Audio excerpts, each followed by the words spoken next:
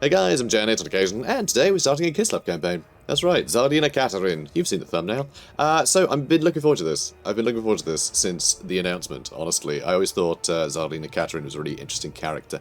So, yeah, happy to play her. I think it's great. Have someone, a strong female lead character who is, just mucks in, right? It's not like a Lariel who's just like, oh, I'm magic. Nah, she's magic. But, like, there's no airs or graces. It's great. Anyway, so, new campaign.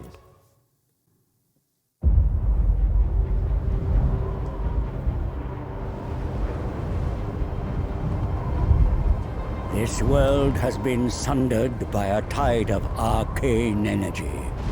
The winds of magic churned into a maelstrom. The Tome of Fate drew me north to find out why.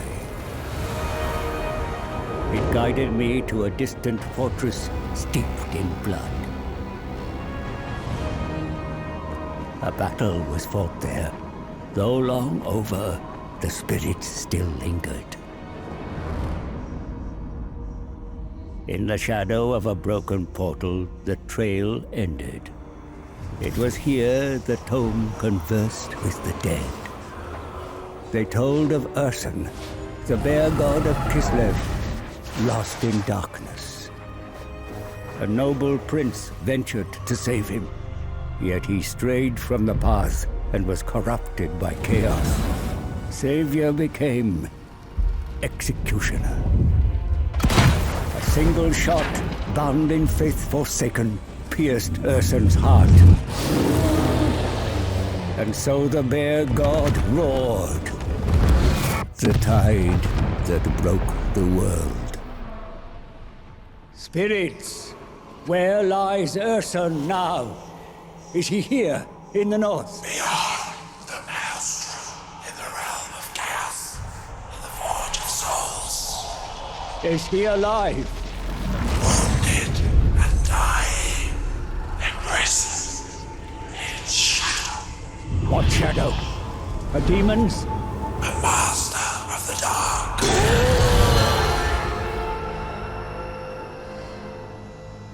I knew who shackled the bear.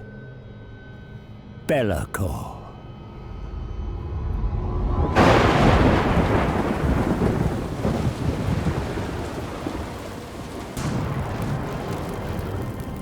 Only a fool would challenge Belacor. And yet, the power of a dying god, there is no greater prize. A mere drop of Ursun's blood would break my curse, ending my servitude to this accursed book. Free to profit from its secrets. But Ursun is locked in the Forge of Souls, deep in the realm of chaos, and I cannot enter this nightmarish domain. All routes have been sealed by the maelstrom. There must be a way. The tome unveils a spell to summon a portal. One to bypass the maelstrom and create a door into chaos. Knowledge to bargain, for I need an ally. One who is tempted by the power of the god bear and can withstand the horrors within.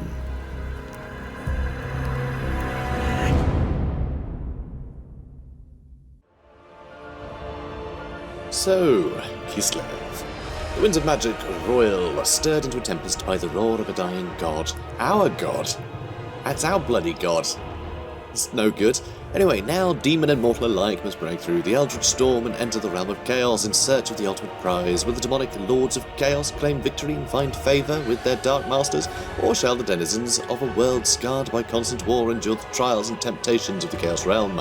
The choice is yours. Kislev.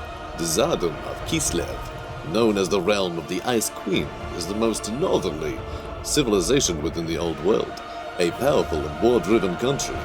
The inhabitants of Kislev are wolf-tough and self-reliant warriors, valiant and determined in the defense of their motherland, for they are the bulwark against the horrors of the north. Since its founding, Kislev has been under constant assault by the hordes of chaos. Countless generations of Kislevites have fought and died in the snowy tundra of those harsh northern oblasts, and it is thanks to these brave Kislevite warriors that mankind has managed to flourish in the south, huddled together in their warm, safe homes, whilst the sons and daughters of Kislev fight on until they draw their dying breaths. And yes, I am going to be doing a slightly hammed up, vaguely Eastern European accent, because it's Kislev, and you kinda have to. It's basically the law. And if anyone says that's a rubbish Russian accent, yeah, it is, because it's not supposed to be a Russian accent. It's vaguely Eastern European, much like Kislev. It's an amalgamation of all Eastern European nations, you know, like winged hussars. They're not Russian. So yeah, we're gonna go with a vague cartoon Eastern European, right? From you know, let's say they're from Sarkovia, all right? That's where they're from. So let's get to it. And here is Tzarina Katarin, the Ice Court. And you might notice there's actually 3 lords here. Yeah, that's a twist, isn't it? Yeah, there's another legendary lord. There's technically 10 playable legendary lords in this game. I'm just pausing to let you all freak out. But yeah, Boris Boka, Boris Ursus, he's in the game.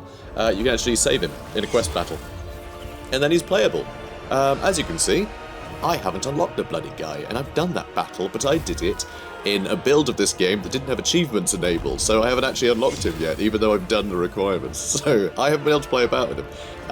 But hopefully soon, you know, we can do a campaign with him at some point. There's plenty to play. There's 10 legendary lords. Like, what? So it's pretty great. I'm pretty excited. But anyway, today is Tzarina Katarin. So Tzarina Katarin Boka, the Ice Queen of Kislev, known as one of the most powerful ice witches to have ever lived. From the icy fastness of her capital, the city of Kislev, the Ice Queen rules her land with an aloof majesty. Her power is said to come from the very motherland itself, its frozen peaks and bleak tundra giving her mastery of ice magic. So, faction effects devotion generated 10 from successful Frost Maiden hero actions. What the hell does that mean, Janet? I don't know. Just like, give me a minute. We'll talk about it when there's context. All right. Control +6, so public order +6. Remember, control is public order now. Or the other way around, I suppose. Hero recruit rank +3 for Frost Maidens, and Ice Court training duration -2 turns. That also means something. Yes. Lord effects. So this is just Katarin. Corruption -6 in the local province, which is massive. That's a really good debuff to corruption. And upkeep -50% for Ice Guard units in the Lord's army. That is huge, because Ice Guard units are really good. They're really good units. And you get swords and glaive versions, and they're both hybrid infantry. So you can basically make an entire army of them and be pretty well sorted. It's pretty great. And miscast base chance -50%, so she can actually use, you know, overcast spells way more regularly than the other members of the Ice Court, without hurting herself. So pretty great. Also, we can play on hard and hard, because it should be a little bit more, a little bit more challenging. So it should be a laugh. Let's go. Kislev, a realm forged by the Khan queens of old, the bulwark against the darkness, the living bastion that protects the Empire and the soft nations to the south. Since her father's death, Katarin has taken the throne, but there are many within the realm who resent her rule even now. The power of the Great Orthodoxy rises against the Ice Queen. If she is to save Ursun, to step beyond her borders and into the realm of chaos, Katarin must have a united nation at her back. I journey to her now, across the icy fringes, to the Ice Court. If she's to take my advice, I fear she will need convincing. Word has reached the Ice Court of my coming, and an audience in her throne room has been granted.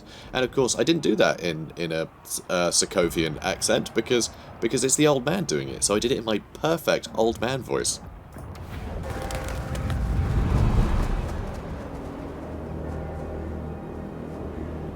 A nation in mourning.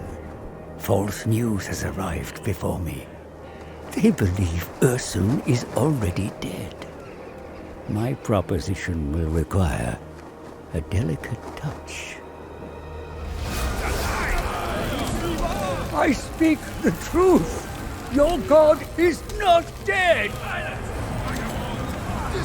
He lies in the realm of chaos, a captive of the Shadow Lord. It is no lie. For one drop of Ursun's blood, I can help you save him. Choose your last words wisely, old man. Through your bloodline, you and the bear are one. See past your grief. Search your heart. Ursun is alive. He speaks the truth. He speaks the truth. Silence! We have lost what is most precious. Many say I am at fault, that I no longer have the right to sit on this throne. So I stand. I stand with my people, all of you. And if it comes to it, I shall die with my people. We have been blinded by grief. Ursun lives, and while he fights to draw breath, we fight for him! For Ursun! For Kislev! For Ursun! For Kislev! Ursun! Kislev! Ursun! Kislev! Ursun! Kislev! Kislev marches north, into hell.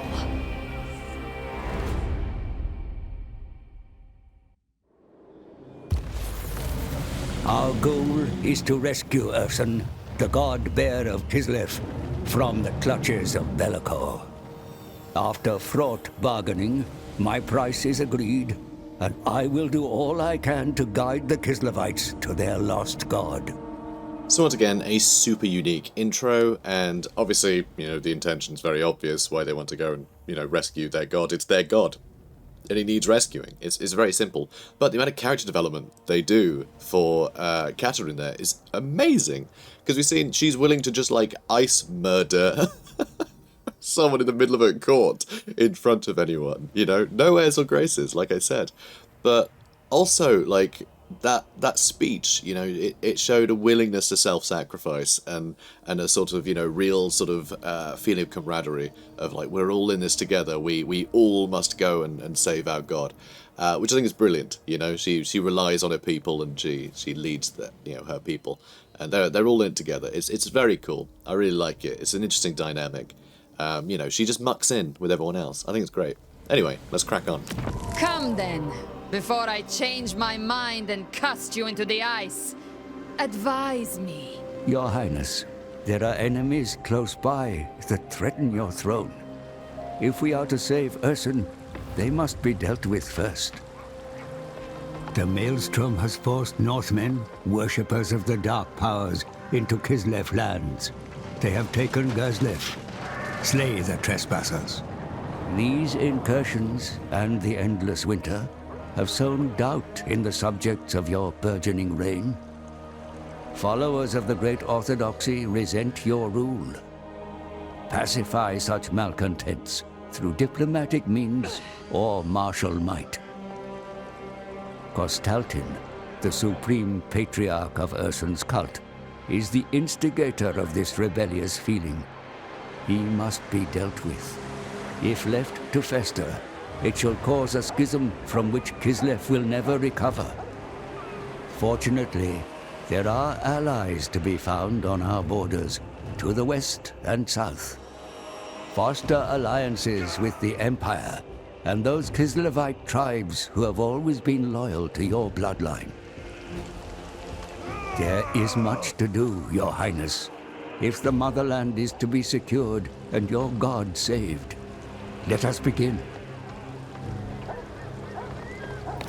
Well, let's begin. How they play. Doesn't matter. Go away. I'll cover this, okay? I'll tell everyone how they play. It's my video. I'm going to listen to some pop-up. Although I like this pop-up. This is a mission. So, defeat an army belonging to the following faction in battle. Vanaheimlings. Here's one. Found one.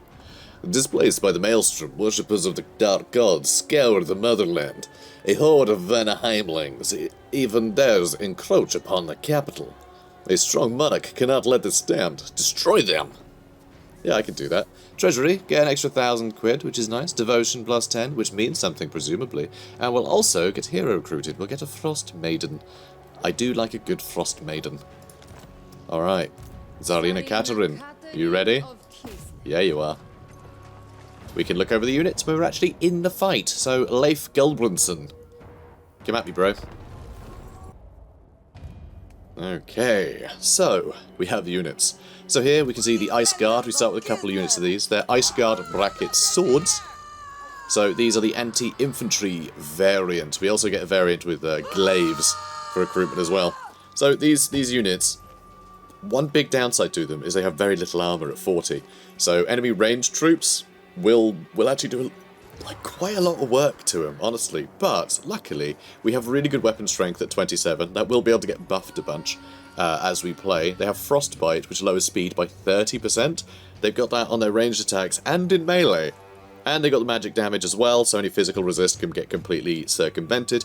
And they also have the anti-infantry bonus as well, and quite good weapon strength for, you know, a group of 80 troops. To have that, plus the 9 bonus versus infantry. And that bonus versus infantry does apply to their melee attack as well. So that's really good melee attack at 42. It'll be near 50. Well, it'll be over 50 when they're attacking infantry. So really, really good. Not the best melee defense, though, either. They are quite fragile. But luckily, with the ranged attacks and the decent range at 160, they're basically going to kill everything at a distance. And so all of the other stats really will just be to sort of follow up with. These are also the Winged Hussars. I've got to show, not Winged Hussars, I'm going to call them that a million times. But Winged Lancers, they're based upon Hussars. But yeah, these guys are really good. I absolutely adore them. I love these, like, what do you call these? These fringes? I don't know. But they're great. Absolutely fantastic. The detailing on them is fantastic as well. And the painted horses, they look so good. Really great. And of course we have... yes, Tzarina Katarin. I like that she introduces herself. So she's fantastic. Not a lot to show right now. Oh, no, hang on. Yeah, there we go. she's showing off. So we also have the armoured Cossas. So these guys are great. They're, you know, our sort of heavy infantry. But what's lovely is they have pistols as well. So they will get a couple of volleys in before they get stuck into combat. And they will really hold the line quite well. I mean, not bad with, you know, the 32 and 38. Melee attack and defense. Like, they will hold the line fairly well. It's the armor and the good shields that keep them going, and the fact they can soften up their targets before, you know, before getting stuck in. We also have armored Cossars with great weapons. These don't have the shields, but they have armor-piercing weapon strength because, you know, God, I love how some of them are just like crouching down and like stretching, and you know, they're just chilling. Idle animations are really good in this game. I feel like they put more attention to detail into like those, you know, those sort of idle animations and things. But anyway. Oh, hi. We also have a battle cat. Hello, you. Snow leopard. We have a snow leopard. Really dolled up. Really dolled up. So these are real friends of the ice court. You know, you can see they have an affinity for ice and Kislev, as does the ice court. So, you know, should the Tzarina will it, even the ravenous beasts of the oblast will fight to protect the motherland. Sure will. That's the thing. In Kislev, the land has essentially been deified. Like, the land and Ursun tend to go sort of hand in hand, really. But the royal family are also symbols of the land itself, you know? Because, I mean, think this way, it's... She's still just chatting. You good? You good? You good. Look at her skating along, leaving ice in her wake. It's pretty great. But anyway, if you think of monarchies, right? Monarchies tend to exist through divine right. And so, Ursun chose this family to lead, you know? When you think about it. Not necessarily, like, literally, but also kind of. Also, I turned this on before, so I haven't had this on in any other playthrough we've done. But I decided to turn it on now, so there is an option now. It's on by default, I believe, that the game will slow down if you've selected an ability and you're picking where to put it. So you can actually take your time placing spells, and I can take my time talking about the fact that I can take my time doing spells. Alright, we're going to run off now. I didn't actually want her to get that stuck in, but I was too busy slowing down time. And, you know, doing all that lark. You guys can shoot in here, you know. Okay, good. Ah, run away. She's still a spellcaster, you know. Alright, you know what? Ice sheet. It slows him down. Speed minus 25%. I feel like Frozone. Like we're shooting ice at our enemies to slow them down while we skate away. It's pretty wonderful. Kislev's really fun like that. Look at her go! Fantastic. Absolutely fantastic. I was actually joking with my Discord the other day that it would be hilarious if this got modded, that this sort of ice skating thing that Tzarina Katarin gets. It would be great if bears got that. If someone would just mod bears to have this ice skating thing, so they would just stand there and just glide around the map. I think it'd be really funny. And frankly, oh my word, this is what happens when I zoom in and watch the skating. All my winged lancers get murdered. Oh no. Yeah, we can't take in the scenery. Can't take in the scenery. That's what happens. First battle, it's impossible to lose. I just let my winged lancers just sit there and take axes to the back.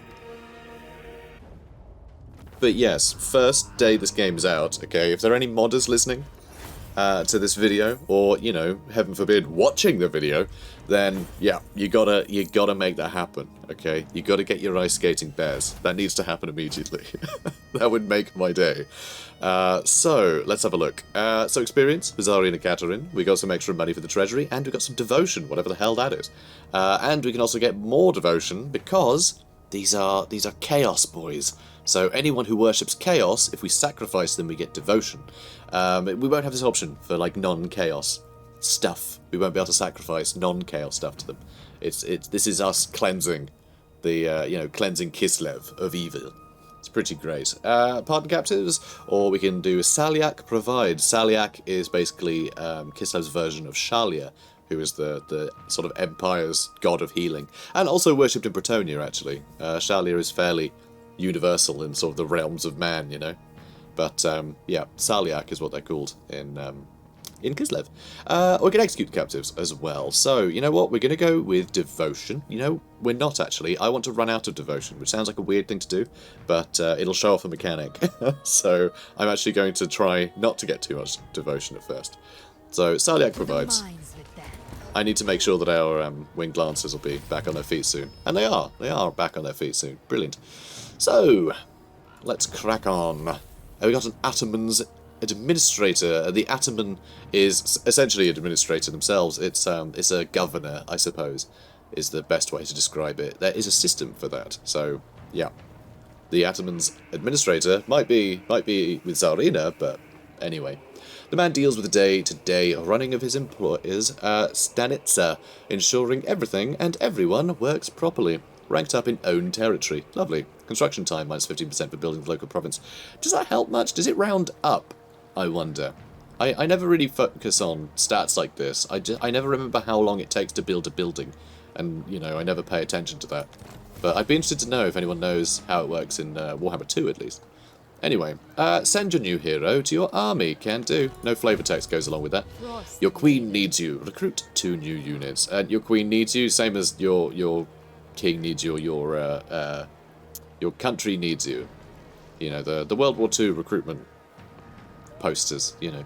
Anyway, Kislevites always flock to strong rulers. Your recent victory will ensure that plenty of Cossas are eager to join and eager to fight under your banner, which is well, as you will need a larger army to reclaim towns stolen by the Vanaheimlings, which there are actually many. We really let them...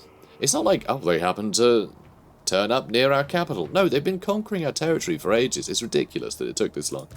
But anyway, Evelina Babchuk. Let's get over here, Evelina Babchuk. So she's a Frost Maiden of Tempest. So Tzarina Katarin has Ice Magic. It's Lord of Ice, and we also have Lord of Tempest now. So we have both of the new laws of magic now, which is great. So, trained in the secrets of Ice Court. Just of Ice Court? Not of the Ice Court. Secrets of Ice Court. Since she was a girl, now wielding power most could only dream of. Let's get in here. Boop. Done. Okay, now get a little bit closer to the bridge. Take it to the bridge. Take it past the bridge. So I want to recruit some stuff. The ice cream never fails. It always sounds like that to me. You know what I'm gonna do actually? We're gonna charge out, I think, over here. I want to make sure I can reach this on the next turn. I'm not sure I'll be able to if I don't move now. So we'll be a little bit weaker. We won't get any recruitment in, but that's okay. We'll just struggle. It'll be great. So we have a level up. Let's go with Route Marcher, because of course, you know, we're always going to get that. It's only +5 rather than +10, but it's still a bit of a, you know, a bit of a given. So we're going to get we have the Cossar heart. So Cossars are expert woods folk living of the motherland, making a living from their huts deep in the forested tundra, and reluctantly leaving them for war. And then the Chatars. Am I saying that right? Catars? Chatars? Chatars. Chatars. Is that like chateau? Is that the same etymology? Maybe? Could be. I don't know. The Kislevian term for a forest lodge where Cossars gather after a hunt to feast and give thanks to the motherland. Cool. So yeah, that is... So it's a lodge, so it is like a chateau, right? Interesting. I'm learning Russian. Or, you know, vague Eastern European. That's what I'm learning. Let's go with a hunting camp. You know what? I think I need growth early. I could go with walls, actually. Could get the watch patrol for the garrison. We've got plenty of buildings to build. Could just go for income straight away, honestly. So a lot of stuff would be good, because the income buildings are very good. Like, as we build up, like, right to the top. The more markets you have, faction-wide, the more each market gains, which I think is a really cool system. Because it makes sense. Like, commerce benefits from other commerce existing, you know? The economy supports itself. You know, as long as money's moving, everybody's getting richer. So let's get, yeah, let's go for money and a hunting camp, so we can get some trade goods. Okay, we're going for both. And, yeah, the Chatars as well. So, hunting camp. Huntsmen are known for their skill with the bow. Camps are where they launch their forays into the forest. And a stool. Selling necessities, stools are operated by a lone merchant keen and perhaps desperate to attract custom. Alright, let's crack on. So we have a commandment because, so interestingly with Kislev, there's no such thing as like minor and major settlements. Within a province, you have the major settlements, which are the 4, hang on, is it, wait, 4? No, it's 3, right? Hang on. It's just Kislev, Prague, and Ehrengrad, right? Hang on. Yes, okay, see, I was thrown, because I know the technology is split into the cities, but also it's just the land in general, so yeah, I was like, but wait, there's 4 things in the tech tree. No, it's fine. So there's the 3, like, major cities of Kislev. Every other settlement, right, so these are all a province unto themselves, but every other settlement, all of these will be minor settlements. And if we take over foreign territory, you know, even if we take over the Reichland, I'm pretty sure that just is going to be a 4-slot settlement. Like, everywhere, you know? It's only the major cities of Kislev that are major cities. Which I think is really interesting. I think it's really cool that that's the case. I really like it. It's really unique. You know, and it really emphasizes the fact that they really do just have these like major cities, and then out in the tundra, people are just sort of eking out a living in little villages and things, which I think is really fun. So anyway, technology. So we have to research like slots for recruitment in the Ice Court. So we have 2 technologies for heroes and 2 technologies for lords of the Ice Court. So that's something we'll need to get at some point, but we won't be recruiting for a little while. But I think I'm still going to go for a Frost Maiden skill here. Not skill, technology. So we'll go with Ice Sculpting first to unlock more Frost Maidens. Because that is a mechanic I'll need to show you. Also up here, it says Devotion is low. There is a small chance of a Chaos Incursion appearing in your land soon. So if Devotion is low, it's more likely that chaos is just going to show up out of the blue, which I think is really cool. Because, you know, if people aren't devoted to the gods of Kislev, and to, you know, Kislev itself, to the land, which, like I said, is essentially deified, then they're going to lose their faith, and chaos is going to take root in their minds, you know? So, yeah, they're going to attack us, which I think is really cool. But also, devotion is spent on things. So a lot of buildings that we'll build, let's see, can I find... It's not going to show me in the building browser, is it? It's not. So a lot of buildings cost devotion to build. So this will go down as we consume devotion. Also by invoking the motherland, which is this exclamation mark here. So hi motherland. So invoke one of the gods of Kislev and bestow their blessings across the motherland. The goddess of healing and comfort, Saliak teaches common sense and sound care, but will not save those whose time has come. So that's a beautiful thing with Saliak, actually, that's a bit different to Shalia, is they have more of an emphasis on mercy killing, frankly, because leaving, you know, if someone is super injured out in the tundra, then everyone else is going to get killed trying to carry them. Like, that's the stakes, you know? So sometimes mercy is the best thing for just, you know, life in general in these lands.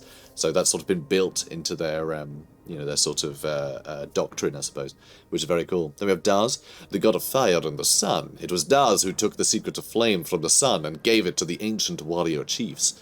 So that is well, the god of fire, isn't it? But so these different things that we'll be invoking will give us different bonuses. So growth and casualty replenishment rate. Here is income from trade and income from all buildings. Then Ursun.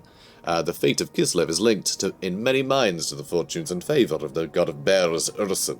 Like I said, him and the land are kind of one, you know, and the royal family. It's all, you know, in people's minds it's all sort of the same belief. They're all very much connected. So this will cause attrition to enemy armies within our territory, and also give us army ability, the bitterness of winter, which lowers leadership, speed, and vigour, which is pretty nice. So that's fun. And then Tor, the god of thunder and lightning. Tor is worshipped as a warrior god, cleaving the sky to create thunderbolts. So it's Thor, innit? So army ability, Wrath of the Bear, which is weird because he's not the bear. But, you know, men imbued with the ire and fury of the Great Bear become as equally hard to break as they are fierce. So it's a nice big buff to weapon damage and armor-piercing damage, 50% each. And also melee attack for all armies, up by 5%. So you might notice there's also this top line, which is supporters generated. This relates to this thing down here. So here's the Ice Court, that's our faction, and then the Great Orthodoxy, that's Castalton's one, which is, you know, knockoff Rasputin. And so we're each racing on this track. So as we fill these up, we'll get a bunch of bonuses, right? So diplomatic relations with Kislev being a big one, you know, because we're showing, actually, we are the one to lead. Everyone should follow us. And they go, oh, yeah, no, we like you, cool. Also put up control, because everyone's on board with, you know, your regime. Leadership for all armies, because they will fight by your side to, you know, to save their god. And speed for all armies, because they're, I don't know, they've been doing a lot of cardio. Anyway, so this will need to fill up, but we'll need to race to the finish, because as soon as we fill this up, we get to 600, then we'll confederate our political opponent.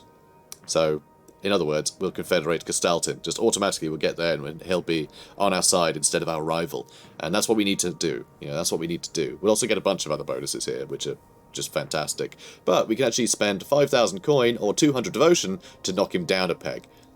And literally like a peg, right? If it gets to 50, which is to this bit, right? We can lower it by 50. This takes it down by 50. It's very useful. But yeah, so devotion we can spend in a bunch of different ways. And so supporters generated is different depending on who you have invoked. So supporters generated every time you construct a building. This one every time you fight a battle. This one 5 for occupying a settlement, which is pretty good actually. And Saliak every time we gain a character rank. So I think I'm actually going to do Ursun. I think I'm actually going to do that because we can take one next turn. And then, like, I don't know, basically one city every other turn for the 10 turns that this lasts for. But also, when you invoke the motherland invoked, we have invoked the motherland in the name of Ursun. Ensure that we focus our efforts on expanding our territory and supporters will flock to our cause.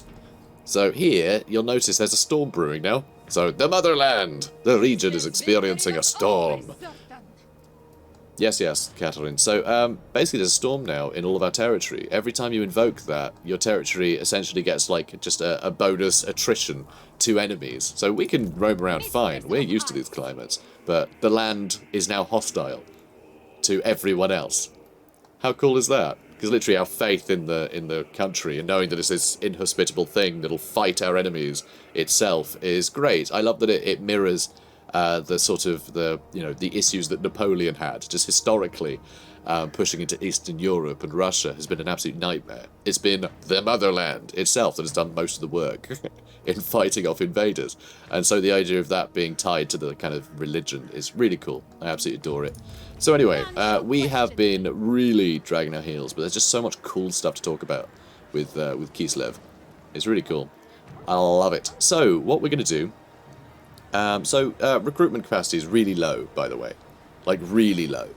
To begin with. You only get 2 slots, but you can actually put it up by 2 by building relief columns, and there's actually a technology over here, improved lookouts, which puts it up by +1 for all provinces. So in 4 turns, if you wanted, right, if you really want to get another army out really quick, or you just wanted, Katarin to just sit there for a bit, in 4 turns time you can get 5 recruits per turn, which is really quite substantial. So that's definitely worth mentioning if you want to sort of, race recruitment a bit. So it's, well worth mentioning, especially if you're going like me, just going in sort of economy early, so you can support a lot more. But anyway, so commandment available. I'm not going to do that though. Hero recruit rank up by +2 as well. Really good to get, a bunch of like ice maidens and things, frost maidens. Let's actually go with income from all buildings for now. It's a bit boring, but it's useful.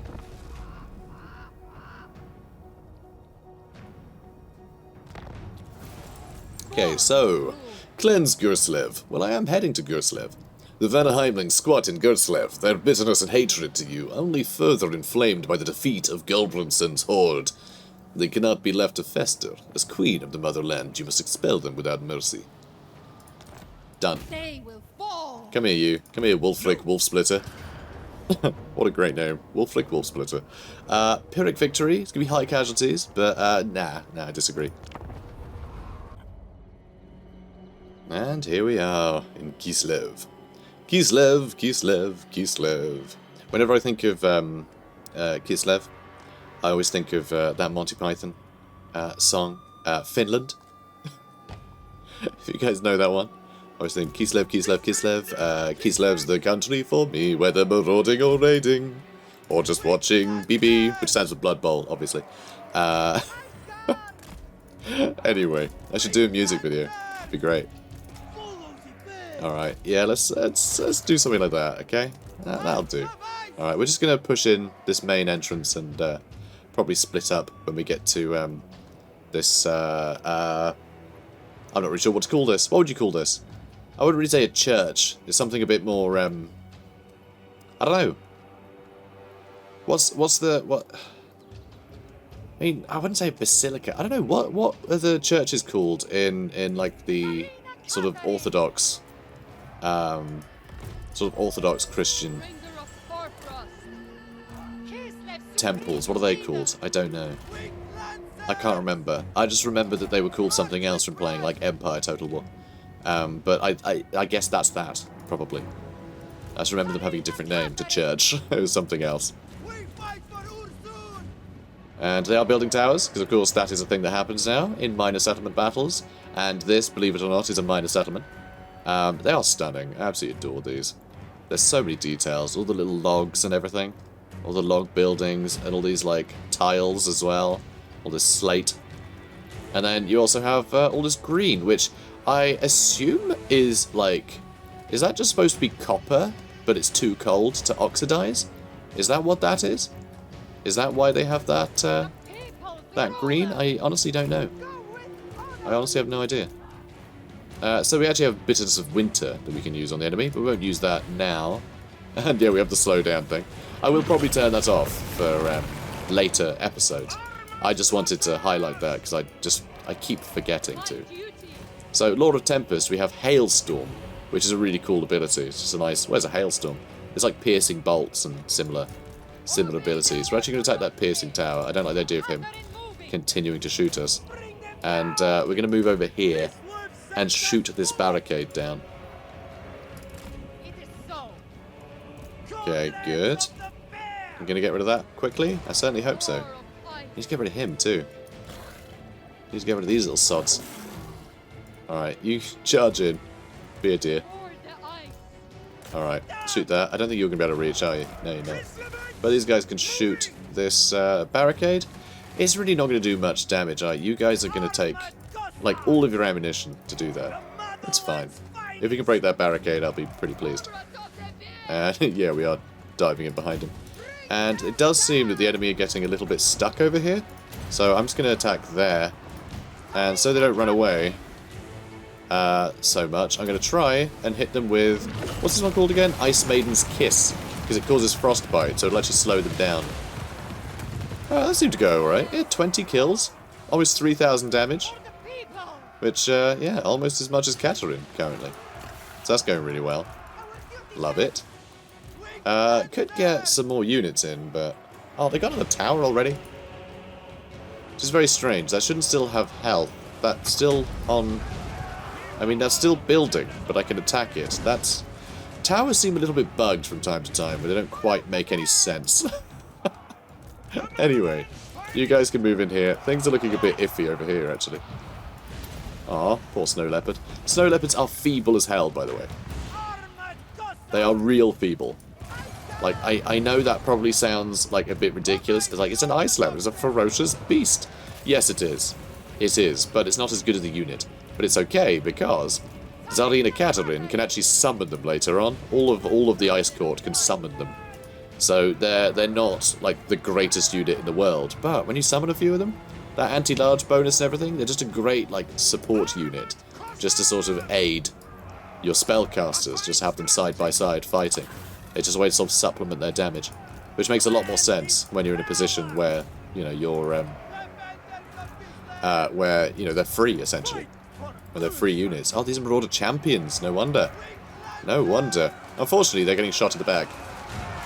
Taking quite a bit of damage. So that's nice. Now, let's lower their leadership. Oh, it's an area of effect ability. Oh, cool. Yeah, for some reason I never actually used this ability. Okay, good job, Snow Leopard, but you should probably get out of there. Don't think things are going very well for you. So we have armored Cossas with great weapons in here, which should help fairly considerably. I think we destroy that piercing tower again. And are you getting shot at? I don't know. Let's charge in here. Let's get stuck in. And let's attack here as well. Let's move you in. We still have more magic, so... I mean, I'll keep going. A nice double whammy there. That's very satisfying. That really is. Oh, the charge from Winged Lancers. Oh, that's satisfying. That is so satisfying. Love that. Oh, love that. Alright, let's go for those Marauder Spearmen now. And, I mean, I guess we'll just sit here and fight him. That's fine. So yeah, Winged Lancers, doing very well. Need to get away from those spears, though, sadly. Alright, head out.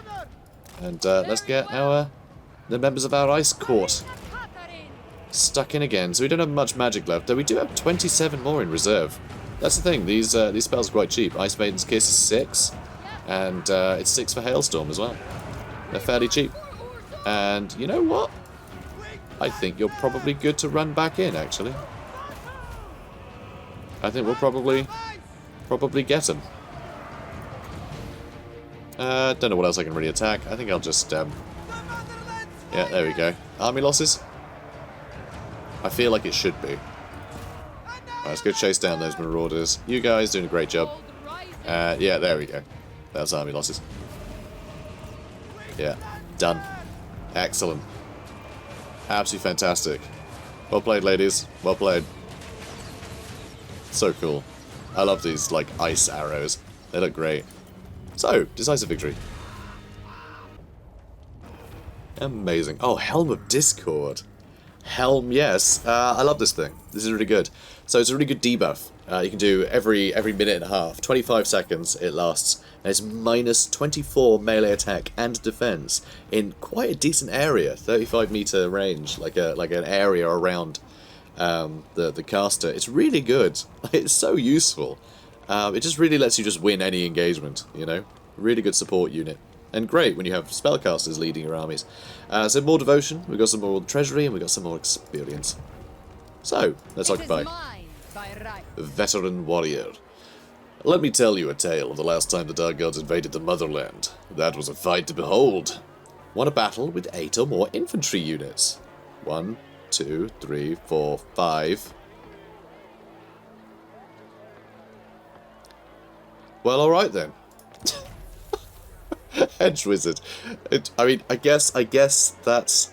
I mean, I don't count in Kislev, so for all I know, 5 is 8.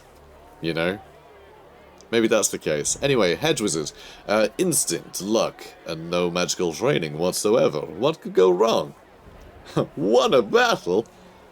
In Kislev, battle win you. Winds of magic power reserve. Reserve change plus 8% when increasing. Is it increasing now? It is increasing now. Lovely. And yet, helmet is scored. Excellent. Love it. So, capture and occupy the following settlement. We did it. We did. And we destroyed the Vanaheimlings. And now we're at war with these jerks. These other Kislevites that have rebelled against us. That won't do. So, gain 50 supporters before the Orthodoxy does. Well, currently we're on 5, they're on 2, so we're winning. Good news. We will get a Forbidden Rod as well. The Ice Court and the Great Orthodoxy factions vie with one another to gain supporters amongst the political classes of Kislev. They sure do. They sure do. Take the oblast. If you are to rescue the bear god Ursun from the realm of chaos, then Kislev must be united. Gerslev is but the first step on this journey. Now bring the rest of the oblast under your rule. Claim all settlements in this province through might or diplomacy. So the eastern oblast, there's Igorov down here, there's Fort Jakova, and also Voltsgrad is the final feather in the oblast hat. Brilliant. So, what are we doing now? I have no idea. Leveling up, that's what we're doing. And I also want to look at the cool abilities that Tzarina Katarin gets. So first off, she can ride a war bear, which is pretty awesome.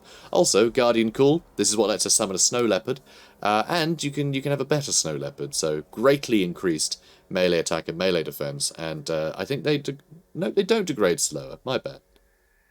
Yeah, so it's just their stats are better, but they will degrade over time.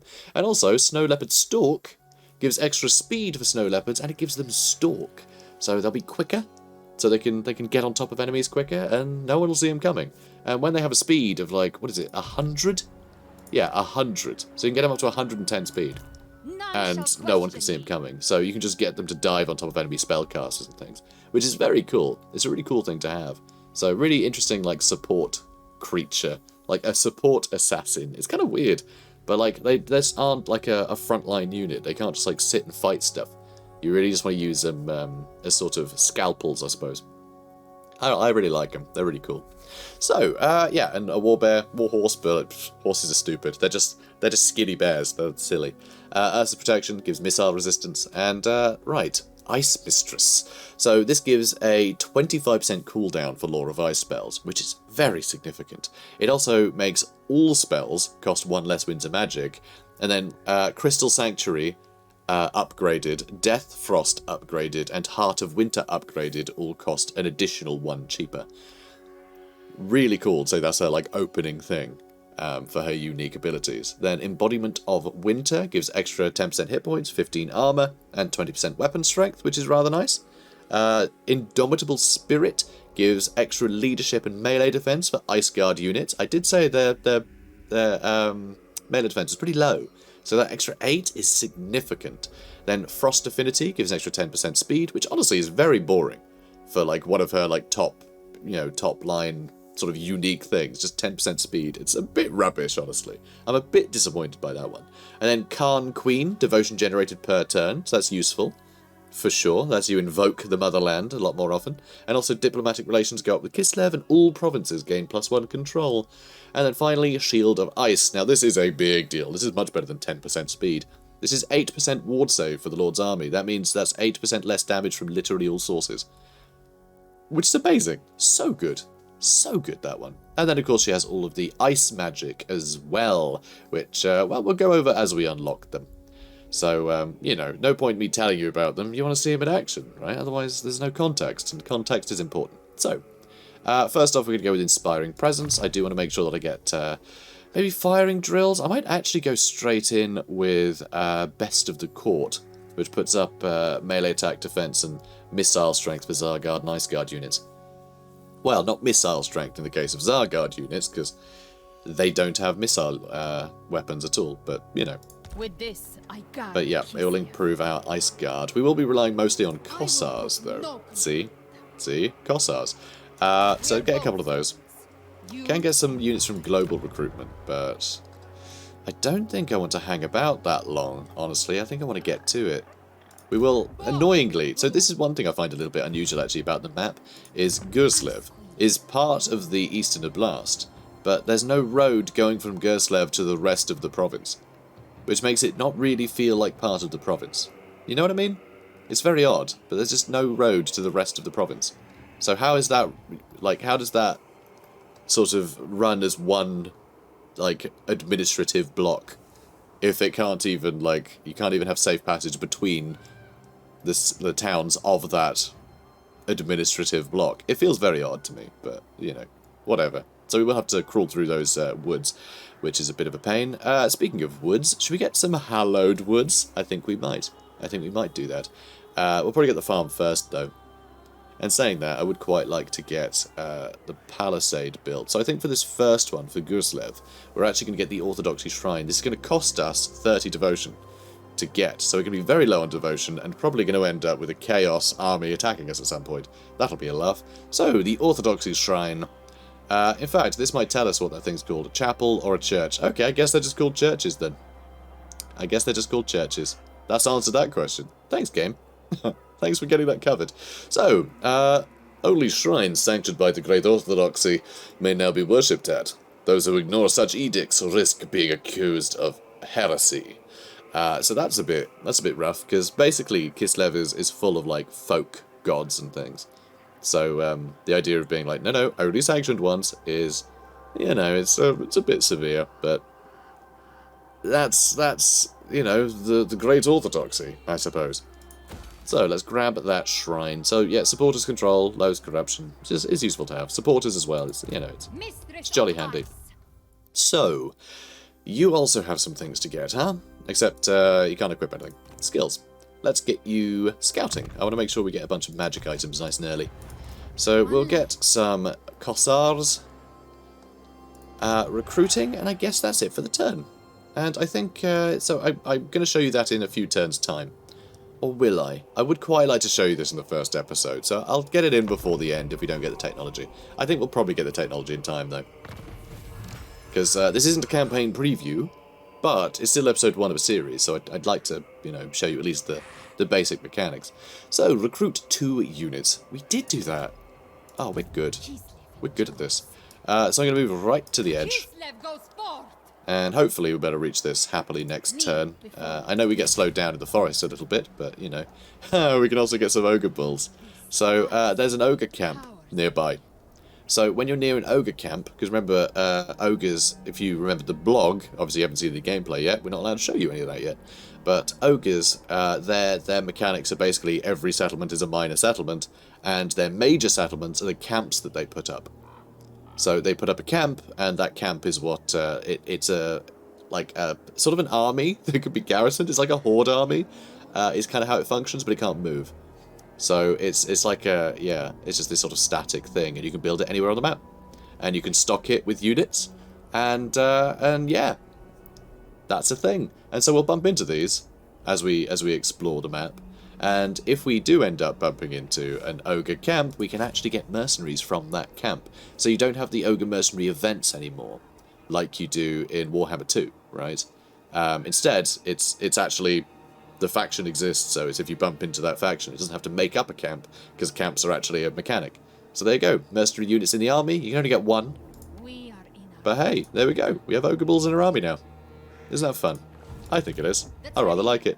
Ogre bulls are kind of rubbish though, but it's fine. They'll add something to our army, won't they?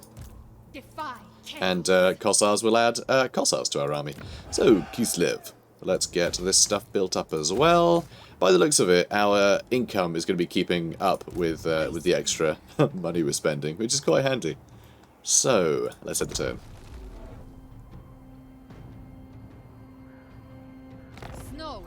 So, Darius Vdovin. Vdovin. Interesting name. So, come here you. Pyrrhic victory, high casualties. Yeah, there's quite a lot here, actually. This might be a bit of a bother. If we auto-resolve, we won't actually lose anybody, though. But I can't auto-resolve. It's another Kislev, like, siege battle. You know, we haven't seen many of these yet, so we've got to fight it. Nice. So we got the other map. We got the other settlement map. And God, look at this. Oh, it's just stunning. Stunning scenery. Really is amazing. And look at this.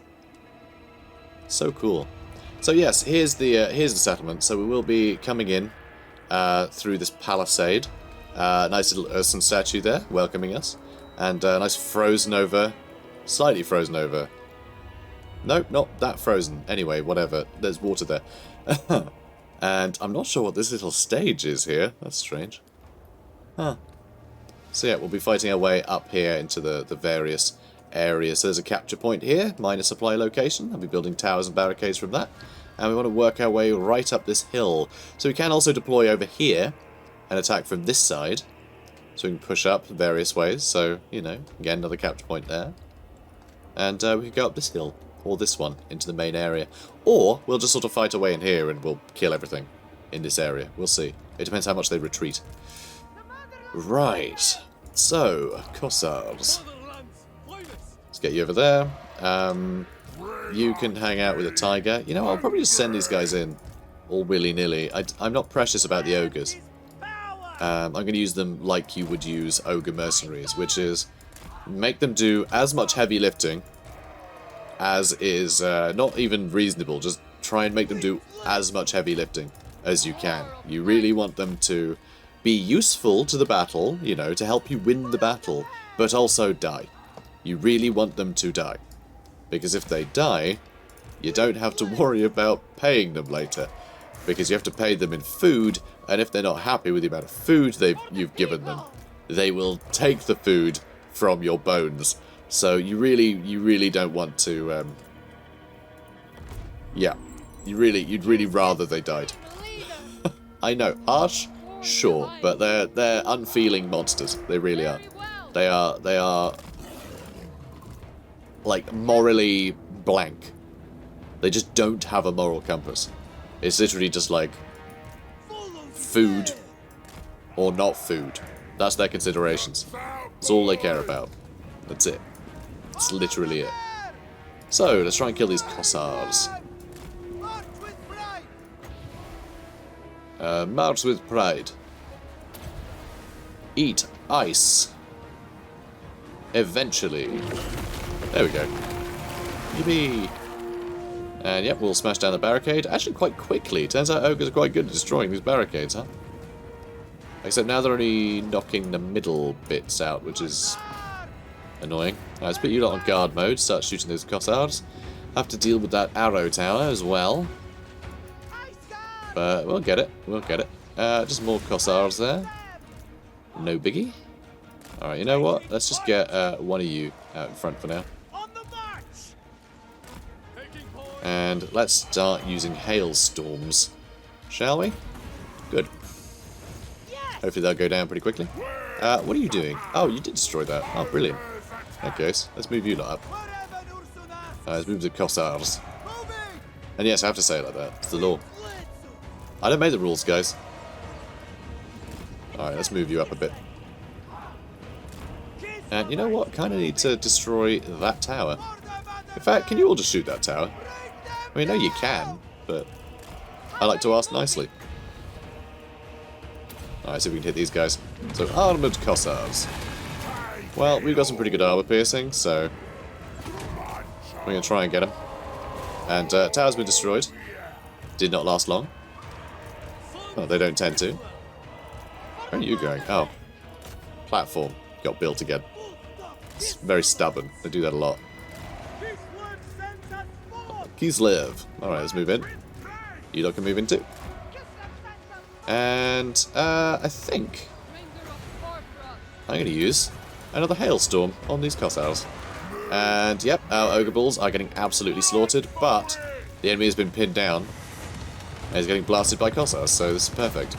Yeah, they're running. You know, strategically, is that the best thing to do? Yeah, probably not. Do I care? No. No, I like to roleplay. And roleplaying means getting your ogre mercenaries murdered at the first sign of trouble, so so you don't have to pay them in, you know, your own flesh, I suppose. Alright, let's hit these guys. Boop. Nice. Alright, start shooting those Cossars. And you guys doing a great job. And there's more armoured Cossars over here. Hey, come on, guys. You can't quite line up properly, can you? You'll get there. You'll get there, guys. And here we go. Hi. Hi there. And yeah, ogre's still running. And you know what? There's still 9 of them, which is actually pretty impressive, considering. We have no winds magic right now, but we're getting mad damage to these guys. Jesus. Alright, next Cossars, please. Good stuff. And let's use Bitterness of Winter, which will slow these guys down, and let's attack them more. And it'll also lower their leadership a bit, so that's nice. We're just skating towards them. Oh, wow. Oh, that is cool. That is very cool. Though the frame rate has gone all kinds of wrong right now, but that is awesomely cool. Wow, I'd never seen that animation before. Apparently, wow. Yeah, just throws daggers of ice at people. Just as standard. That's so cool. Oh, I am so excited about that now. The only times I tend to zoom in on her when she's in combat, well, the only time I've really thrown her in combat a lot has been when she's been on a bear. So, you know, generally I've been trying to keep her out of combat, but I figured, you know what, screw it. She can look after herself. She's Tzarina Katarin. And yeah, judging from those animations, she really can look after herself. In flippin' heck. It's a little scary. Just skewering people. Left, right, and centre. You know. Left, right, and centre of their bodies. Alright, let's destroy that again. That needs to stop existing. Alright, let's move you up as well. Oh, Tzarina. You can deal with them, right? Brilliant. I say brilliant. I really don't know if she can or not. Alright, let's hit these guys. I love how they get bowled over. So cool. Yeah, these are the armoured Cossars. Don't have to worry too much. That'll be down soon. Send down winged lancers. Yeah, our Cossars have taken some damage there, though. They have taken some damage. Armoured Cossars. Can we stand on top of that barricade to stop it building? Because that would be useful. I'd appreciate that. Oh, hi. Okay. A lot of enemies over here that we need to kill. Yeah, you destroyed that. Perfect. Move up over here. So those are just standard Cossars. Oh, and armoured ones there as well. Alright. Alright. I see how it is. Let's get you over here. We're going to need to drop one of these on him. Let's slow him down. Alright, let's slow him down. And I'm going to throw a hailstorm on top of them now, actually.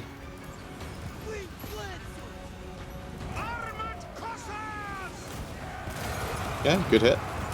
Good hit. Yeah, we're not getting good hits on them, though, with that armour. But worth getting a little charge in. Okay, cool. Let's move you up a little bit more. You can stop chasing them. Don't you worry about it. So they actually have a Patriarch over here as well. Yeah, Patriarch, look at him. Terrifying in battle. Oh my god, he just got him in the neck. He's like, yeah! Stab. Yeah! Flip, flip, flip! Wow, look at these terrifying monsters. That's horrible. Ugh. What folk nightmare is this from? No one can let me know what the hell these are about. Carving tree stumps into horror shows. Look at these. Ugh. Horrible. God, this game just has like all kinds of crazy details. Yeah, making little toadstool people. Weird. Yeah, no idea what that's from. I don't remember reading about that in any of the Kislev like books I've got. But I do have a bad memory. Alright, how are you lot doing? You doing well? Let's get you stuck in, eh? Let's get you stuck in. Oh, it's going to be army losses anyway. Yeah, jobs are good. Oh. Brilliant. I like this place. I will keep it. I will keep it. Alright, they're about to go, so let's lower the leadership with this. Leadership -8. You're done now? You're done? You know what, still saying leadership 100. Which is weird, because they're flashing. They're unbreakable, but they're flashing. What is happening? Oh my god, of course. I forgot about this. I haven't pointed this out. All Kislev units, right? Well, apart from the wild animals. They have this ability called Buy Our Blood. So, it makes them unbreakable, and that enables as soon as their leadership is wavering or lower. So, it basically means you get an extra 30 seconds of combat out of them. Unless you've got like a very slow burn, like a real grindy battle, and you're unwavering for more than 30 seconds anyway. It doesn't make any difference, but it means that just like a big shock to the system doesn't immediately break you. You go unbreakable for a bit, which is insane. So yeah, Kislevite warriors are inherently stronger than weak-hearted Empire men who know nothing of the hardship and strife that lives lived on the unforgiving steppes. So really cool, you know, they're a hardy folk. But yeah, that just little extra 30 seconds. Really awesome. Just stops a unit from backing off straight away. Which I really like. I hate Unbreakable generally, because it just means you have to replace your units all the time. But just 30 seconds, it just keeps them going that little bit longer, which I find really fun. Yeah, I find a unit running away is far less inconvenient than a unit staying and fighting in a really crappy matchup. So if like Unbreakable units, if they're in a crappy matchup, it just gets wiped out, and then it's often such a hurdle, like so many hurdles you have to jump through to like recruit that unit again. And I hate it. Unbreakable units in campaign are so irritating. Multiplayer, great, you know, Unbreakable unit, like that's the only battle that matters, so it doesn't matter how much you lose, right? So as long as they can pay for themselves, great, I love it. But in campaigns, I just find Unbreakable units so irritating. But temporary, unbreakability, that's the word I'm going with. Yeah, it's great. So we did lose 2 supporters, which I know that seems awful, right? Because like we're really working hard to gain supporters, but we're fighting Kislev units at the moment. So everyone will hear that we're murdering our clansmen, you know, that we're murdering our own people.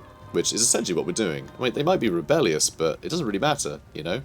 Because they're Kislevites, and other Kislevites are going to hear that Kislevites are killing Kislevites. It doesn't matter quite where their allegiances lie, you know? These guys were convinced, somehow, to be turncoats to us, so... yeah. It's only going to make... It's only going to legitimize them, you know? So, let's, I don't know, occupy it. That's a good idea. Let's do that. So, we killed him. Good. Glittering scales. Glittering scales are pretty good, actually. I do like this one. So such is the shine upon every scale in this resplendent mail that the foe can't help but be dazzled. So armor +4, melee defense +5, and glittering scales, which lowers enemy melee attack by 5, which is really nice. So if you got this in the front line, then it means anyone in your front line is going to benefit from the enemy not being able to hit as hard, which is lovely. So, another Ataman's Administrator, when we ranked up in our own territory, which is an odd thing to say, because it wasn't our territory. We ranked up in the battle that took it, so that I feel like that would have been a battle in enemy territory, and we are now in our own territory after the battle. So that's a bit strange. But anyway, we also got a Bailiff. The hated face of lordly imposition. Control +1. Handy, because, well, control's going down quite quickly. Oh, and we have another Orthodoxy Shrine. I might have to get rid of one of them. I don't want just thousands of them. I do want a kind of a mixed economy, you know? So let's, ooh, I don't know. Let's go with, yeah, it's either firing drills or best of the court. I think because we're going to be relying on Cossas more, I think we're going to go with firing drills. Even though we're probably not going to be using Cossas at the end of the campaign. Because we're going to be spamming so many Zarguard and Ice Guard units. So, we'll see. We'll see. Most of the campaign we'll be using these, so it is worth it. Also, you can rank up to level 50 now. So, getting to rank 50, we do have some more skill points to burn. It's also easier to level up early on as well, which is really nice. You know, you notice we've been leveling up a couple of times from each battle, which is really good. Hailstorm. Brilliant. Good stuff. And our ogres did survive. They did survive. So, good for them. Good for them, I say. I'd love to get some stuff from Global, but again, I don't want to linger here for too many turns. Not really. So, I'm just going to go with some boring old Cossars. Cossars aren't terrible, though. They're not terrible. Like, obviously, just as ranged units, as archers, they're very good. But they can hold their own against, like, other, like, cheap kind of units. So they're not too bad. They're not terrible in melee, because, you know, they're Kislevites at the end of the day. And that 30 seconds of unbreakableness, it just means that one unit, it won't immediately crumble if, like, I don't know, cavalry get into your back line. They'll get charged, and they won't run away for 30 seconds. So it gives 30 seconds for the rest of your archers to turn face and kill the things that are chewing up your back line. So you don't get that domino effect in the same way as you do with other factions' back lines, which is really good. It makes them a really forgiving faction. You can really lean on your archers to, like, actually hold the line for each other, which is really cool. It's a really unique sort of gameplay advantage, which I wouldn't have really thought of. I never really thought of the idea of sort of a temporary, sort of passively triggering unbreakable ability. It's really unique. I really like it. Anyway, let's crack on.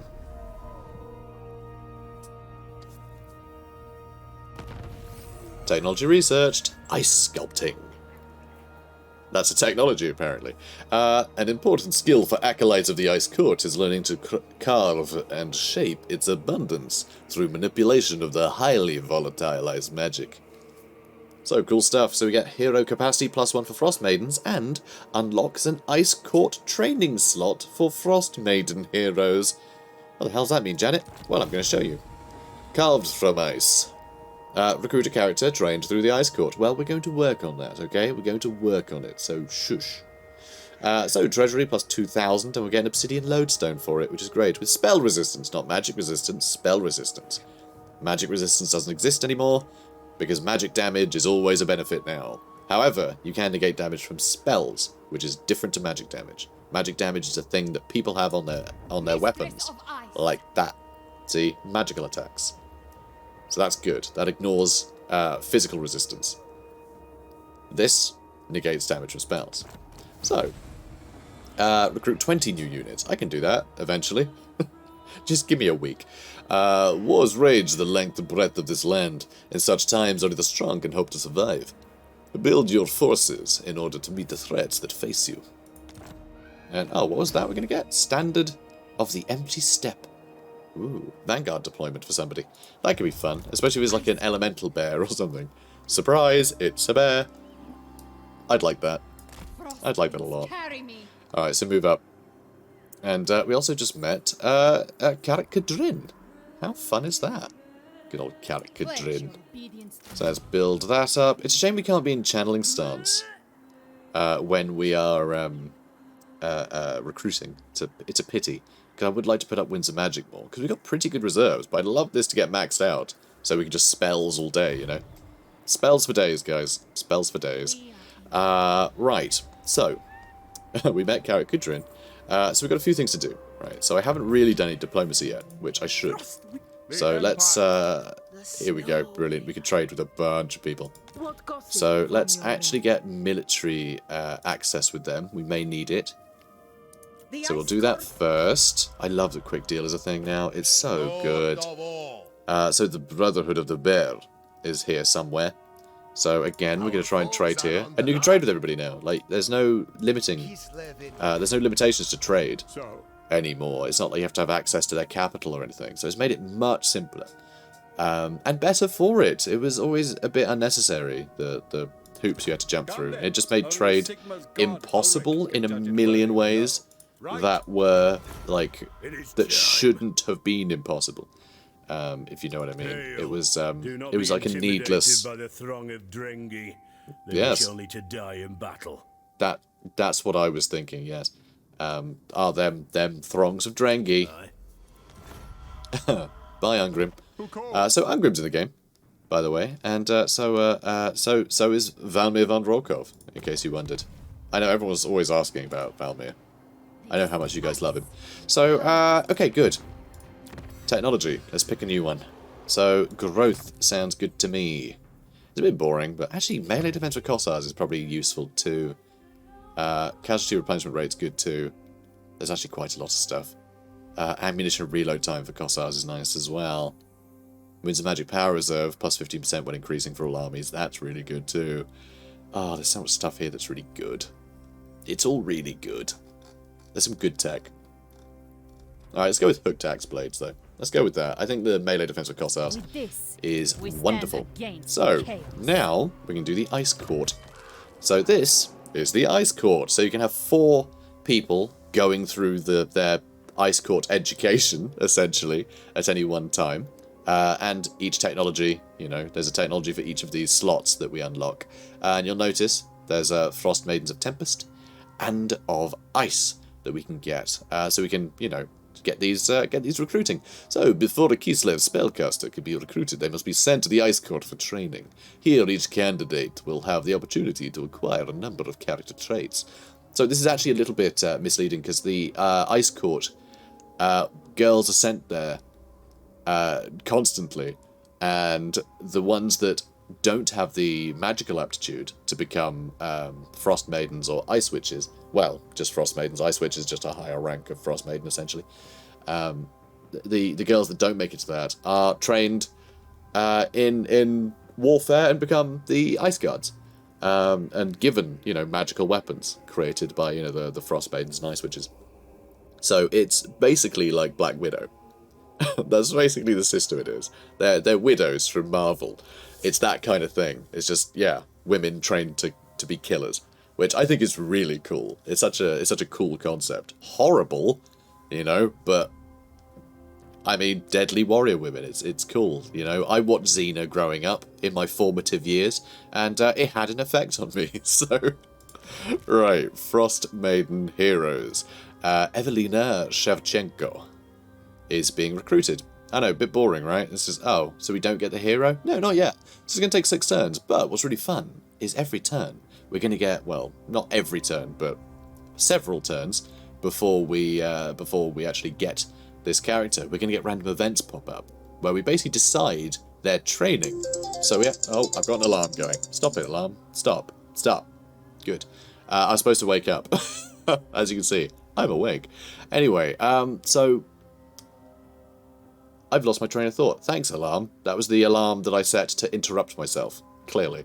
So yes, we'll get events. So we'll be able to choose their training. So we can actually pick their traits. So instead of just picking from, you know, a bunch of characters with randomly assigned traits, we actually pick their traits. So we can build them into the Frost Maidens or the Ice Witches that we want, which is really cool. And also plays into the fact that, you know, these women are trained from birth to, well, not necessarily from birth, but from, you know, young children to just be the thing that we need, which is a bit, you know, They are one people. bit mean that we guide them through their entire life like that to turn them into whatever tool we require. But you know, it's Kislev.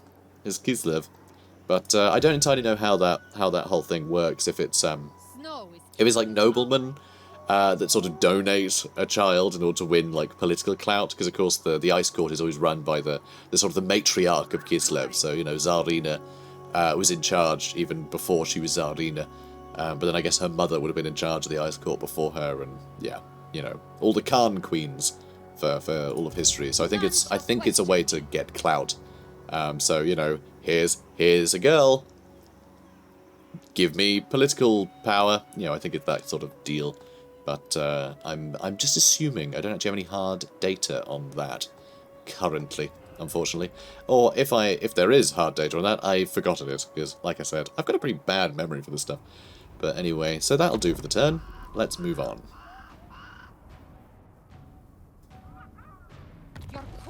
Ornery backslider is here. Hello. Azag isn't in these mountains, by the way. Training decision. So what should we do? So, Evelina Shevchenko has a thing for us here. So, the path once taken, the Maiden, a young neophyte of the Ice Court, must now choose the path that best serves our queen. Should she walk in the storm or through the blizzard? So this is choosing whether we want a Tempest or Ice Maiden. So, I wonder. I really do enjoy Tempest, I think. I really like the hailstorms and things, which is really cool. There's also a fun ability. There's like a vortex, like damaging spell that lowers leadership and doesn't hurt your own units, which I think is really cool. So, yeah, we're going to go with Frost Maiden of Tempest. We'll get another one of these. So, quick to temper, but compassionate to the folk she protects. The Tempest wielder is not to be crossed. Brilliant. So, and she has a face now. Look, she all exists. There she is. Brilliant. Alright. Fort Yakova. Let's get it. Hello there. Hello there, Ropsman clan. Mr. Patriarch. So yeah, pretty straightforward. We will lose our ogres if I auto-resolve this. So we probably should fight it. Yeah, let's fight it. We could fit in one more battle today. Excellent. Yet another map design. Excellent. So cool. There's a lot of variety in this game. It's great. And actually, hang on a minute. So that's the main point. This is the key building, and we could actually just deploy here and go straight there. Alright, let's do that. No, let's not. Let's fight our way through this way. Or do we? You know what? Screw it. I'm going to go over here, because I want this battle to end fairly quickly, because, of course, I do need to make sure that I have time for other episodes this embargo. Because remember, this is still pre-release, and I just have a billion restrictions. I have a billion restrictions. So yeah, I was going to push straight into there. I bet this is going to be an absolute nightmare to attack, though. Alright, you guys are actually going to push this way, I think. Let's push that way, and we'll send the ogres that way, too. Or will I? Maybe I won't. Maybe I'll send them that way. And you lot can stand out in front. You lot go that way. I suppose I'll have Katarin on one side. And, what's your name? I keep forgetting. Evelina Bebchuk. So we're getting another Evelina. Yes! Yes! Another Evelina! Alright, good. So you lot move forwards. Good. And you lot move forwards. Yes. Something tells me that this is, like, too much for our range, and we're not able to reach into here without, like, funneling through here in a big way. Which makes this actually way easier to defend than it seemed. But yeah, just that length of this road is actually very clever. Very clever way to make this surprisingly unassailable. Because people don't really take that into account. They think of the width, but they don't think of the length of a choke point. But actually the big length is incredibly dangerous. Because you can't get a lot of stuff in range, you know? Okay, let's move all you up. And, alright, let's start shooting towards those Cossas, shall we? And if you guys are just going to perch here on the barricade, I may as well shoot you with... Yeah, we're going to hailstorm on you guys too. Brilliant. Oh, it's tragic. Unlucky, mate. Oh. Oh, oh, and now, oh, it's raining. Oh, you're in a hailstorm. Oh no. Oh, bad weather. Hate getting caught in the rain. All right, you guys move up a bit. And see what I mean? Now that I've got three, like in such a tiny gap, suddenly they're making, yeah, they're taking up far more space basically.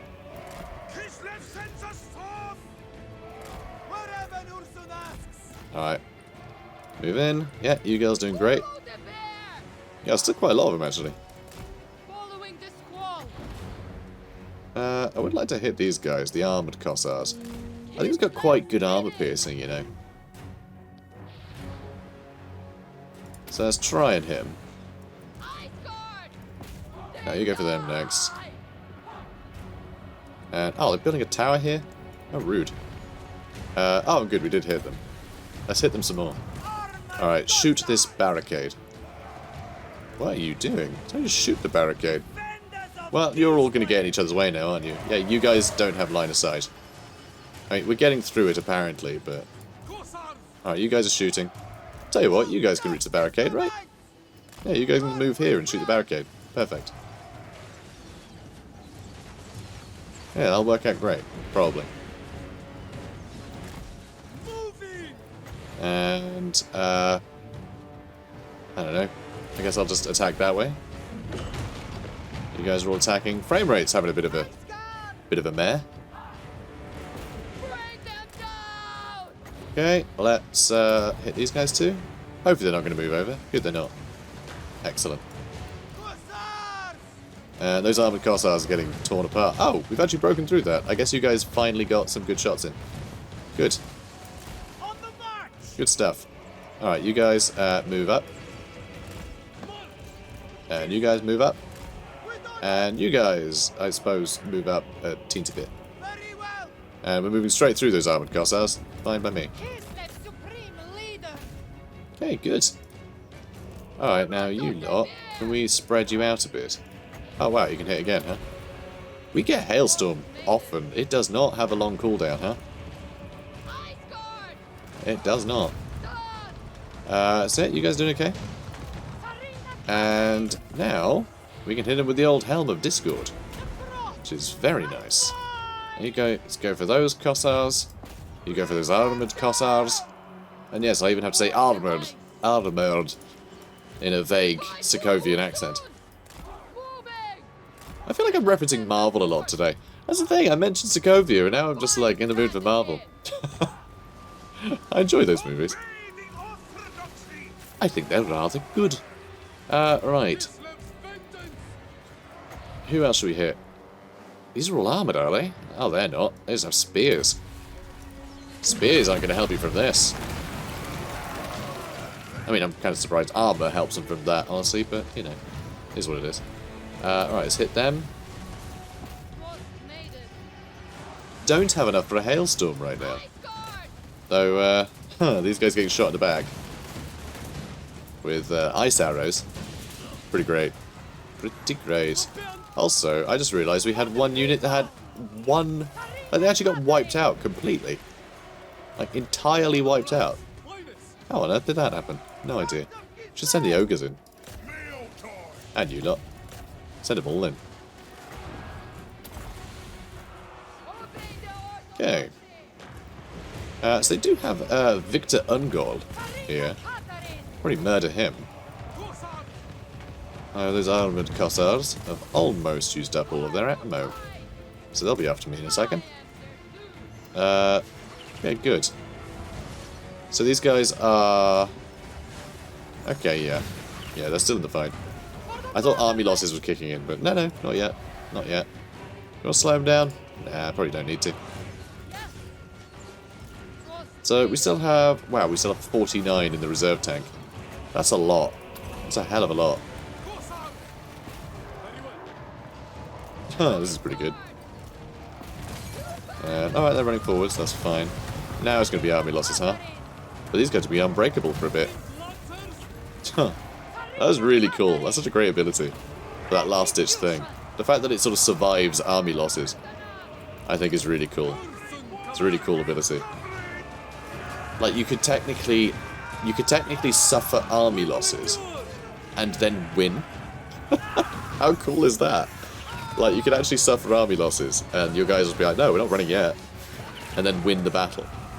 Which I think is really cool. I love the idea of like a second wind. It's really interesting. So, decisive victory.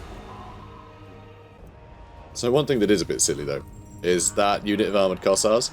I think we probably lost that unit because of them refusing to break. I think they just happened to be the unit that, when they marched in there, every enemy ranged unit locked in on them. If they'd run away, which you'd assume they would, you know, they're not going to fight to the last, but because everyone was focusing on them, they're taking damage too quickly, and so that 30-second, you know, unbreakable period was enough for them to get completely wiped out. Because if they'd run away, the other armoured Cossas have, like, no range, so they would have immediately stopped shooting at them. But they didn't, because these guys refused to leave, and now they're all dead. So, I mean, this is why I don't like unbreakable units generally. But I just find this mechanic is too interesting a thing. It's too unique. As long as you kind of spread out the damage around your army, like, you know, you're going to be fine. Anyway, lots of more supporters. We have a Talisman of Protection, which is pretty great, to be honest. That 6% ward save is very useful. Bunch of experience. So we're going to occupy. Militiamen. Even a small amount of training can be the difference between life and death on the blood-soaked battlefields of the old world. What a battle against a human army. And the Talisman of Protection. This is a silver talismanic device worn on the chain that is said to deflect killing blows or sure-striking arrows on occasion. Janet. Janet on occasion. Hedge Wizard. Instinct, luck, and no magical training whatsoever. What could possibly go wrong? Winds of Magic Power Reserve change. Plus 8% when increasing. Yay. Can you have one of those? Yeah, you got one of those. Brilliant. Have glittering scales as well. Sounds marvellous. And yeah, you got the Helm of Discord, so I can't really... Oh, only the heroes can have Hedge Wizards. I always forget. Yeah, you can't have that on Lords. Okay, let's level you up. Ice Maiden's Kiss. Let's start getting some spells in. For you as well, let's get Freezing Winds. So, minus 25% speed, map wide to your enemies, only for 12 seconds, but like, that's pretty good. Every time she casts a spell that the enemy just suddenly freeze in their tracks. Like, literally. Which is really cool. I really like that. Okay, so this is where we're going to end the episode. Because, well, we've gone a little bit over the hour and a half. So, with this embargo, I think I'll be able to do, 3 more episodes. Of 45 minutes, you know, my usual length. I always start a series with an hour and a half. And then I do 45-minute episodes. And I think I'll be able to continue with 3 more 45-minute episodes this week. And then next week, we will be bringing back the Miao Yin campaign. So, we'll be doing that and this one. So, we'll have 2 campaigns running, 2 a day. So, should be fun. Anyway, so guys, look forward to that. Comment, like, subscribe, hit the notification bell so you can keep appraised of all my activities. And, of course, if you're looking to buy the game, there are affiliate links in the description to help my channel out immensely. It makes ad revenue look like mad revenue. I don't know what I mean by that. It's something. Anyway, it's good. So, help me out. Love you. Bye.